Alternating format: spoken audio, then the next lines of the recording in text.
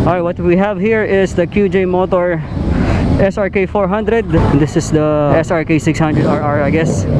Ito muna tayo sa naked bike nila na 400cc. This is the gauge. We have TFT display here.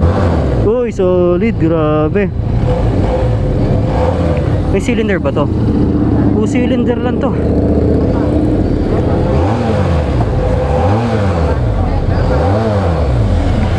Solid. Okay, test ride na natin siya. Sabi, abot natin yung seat height. So, para sa mga agulong natin na around 5'4", 5'3", I guess kahit 5 flat, kayang-kaya to. Napaka-responsive ng kanyang throttle. So, we gotta be very careful. But manageable naman, despite of that. Uy, grabe, ang liksi. Ang ganda ng braking. Yes, ang lakas ng Primera. Na-neutral tayo doon.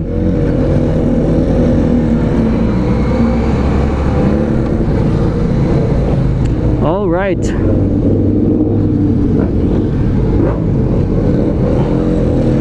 This is very nimble, grabe.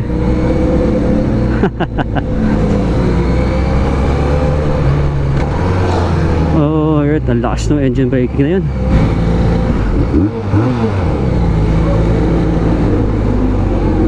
Ay, bakit dito ako lumusot? Mali. Doon pala sa kabila dapat. Sorry. Nag-enjoy lang tayo dito kay SRK 400. This is our first time. Ang dami nating mga first time na road test ngayong taon. Grabe. Napaka-generous naman ng year 2024 sa atin.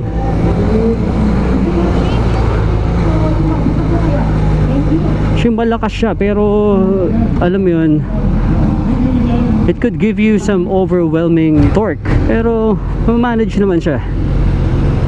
You just have to familiarize yourself with you know, the throttle, the power, the clutch, and you should be good to go after a few hours siguro, or after a few minutes of riding this SRK 400.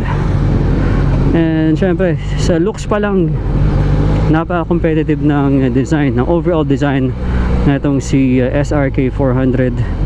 Something na palag-palag din sa mga ibang big bikes na naglabasan ngayon, sa mga counterpart na 400cc.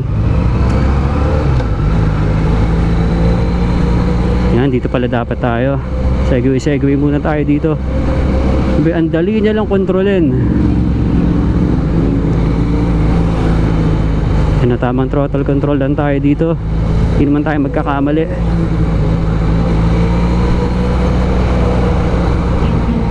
Alright, syempre samahan natin ng maayos na riding position.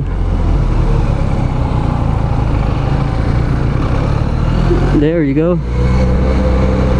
Hindi na tayo nagbawas dun, ah.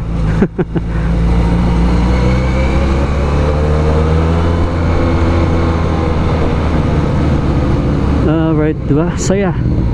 Kasi imagine makakapag ganito ka. Mararide mo ang isang big bike ng ganito kaliksi.